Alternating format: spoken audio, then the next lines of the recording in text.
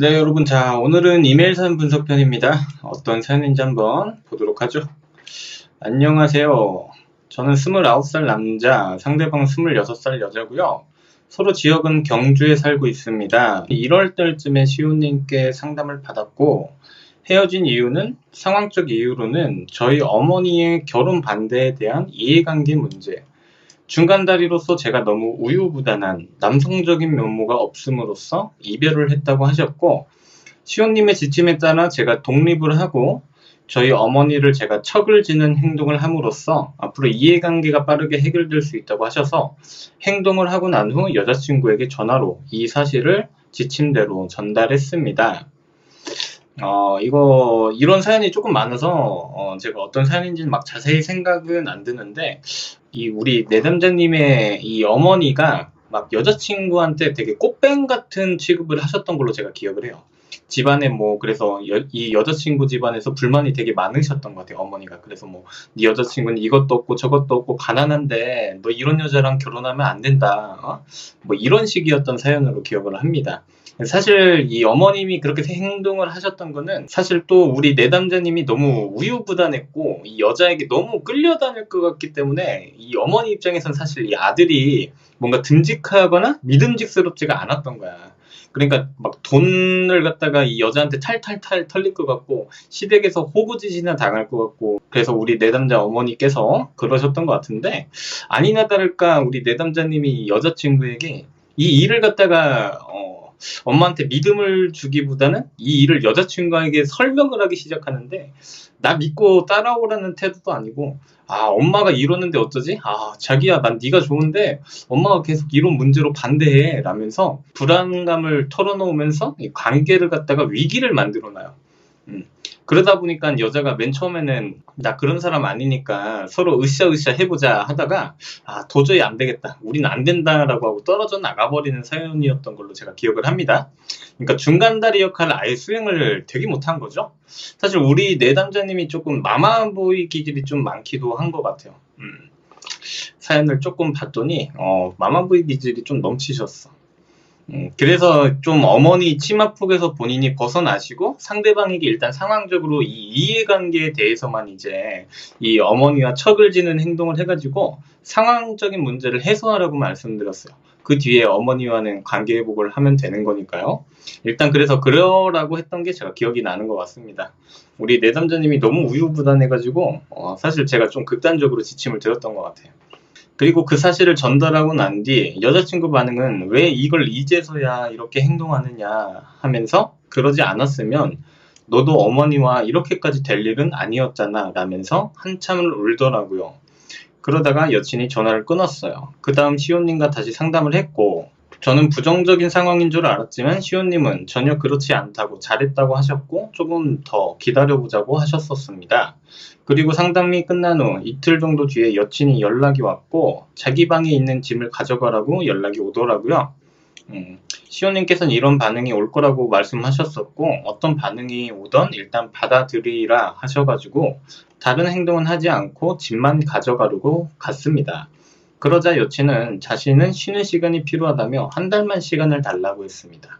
그 당시에 그냥 알겠다고 했어야 됐는데 멘탈이 그때 엄청 나가서 엄청나게 매달리고 말았고, 그러자 여자친구는 우리 사이는 지금 끝나는 게 맞는 것 같다며 저를 나가라고 했고 계속 매달리자 저를 차단하고 말았었죠. 그리고 시온님께 다시 상담을 받았고 저 또한 시간을 가지라고 하셔서 5개월간 연락을 안 하는 기간을 갖기로 하고 시온님과 그렇게 약속을 했습니다. 그런데 4개월쯤 기다리는 기간에서 제 멘탈이 충분히 괜찮은 상태였다고 생각해서 제가 먼저 연락을 했었고 여자친구가 연락을 잘 받더군요.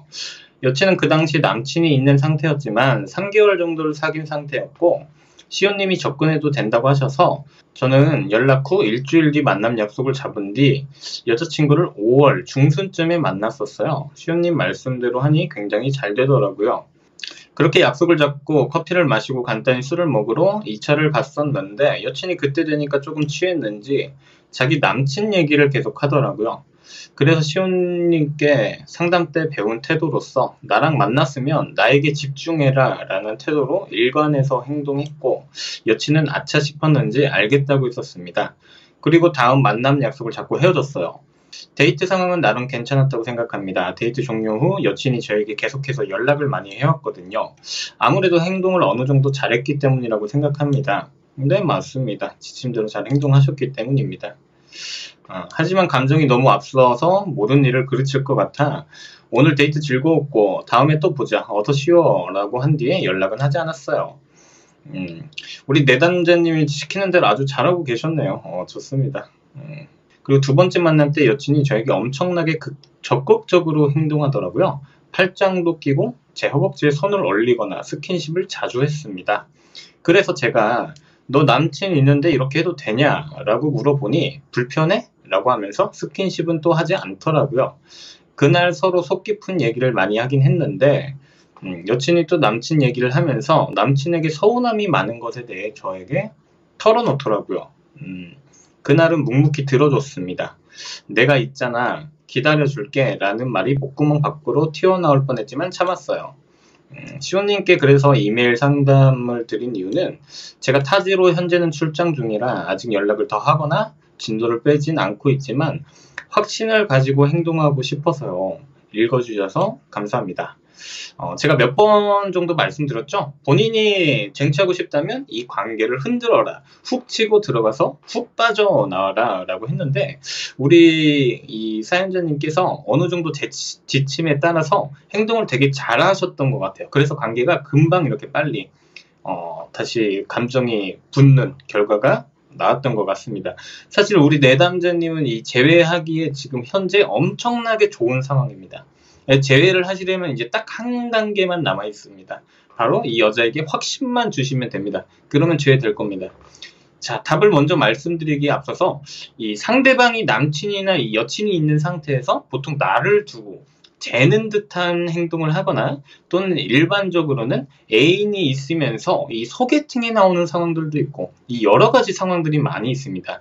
그런데 이런 상황들은 보통 어떤 상황이냐면 상대방이 자신과 이 애인과의 관계가 많이 불안하거나 사이가 별로 안 좋을 가능성이 되게 높아요. 이거는 제가 살면서도 많이 겪어봤던 일이에요. 이런 일이 정말 은근히 많습니다. 상담할 때도 많고요. 제가 이제 살아가면서도 남자친구가 있으면서도 계속 나를 가지고 이제 마음에 드는 듯한 행동을 하면서도 남친이 있어가지고 이제 어쩔 줄 몰라 하는 이런 상황들을 많이 겪어봤던 것 같아요.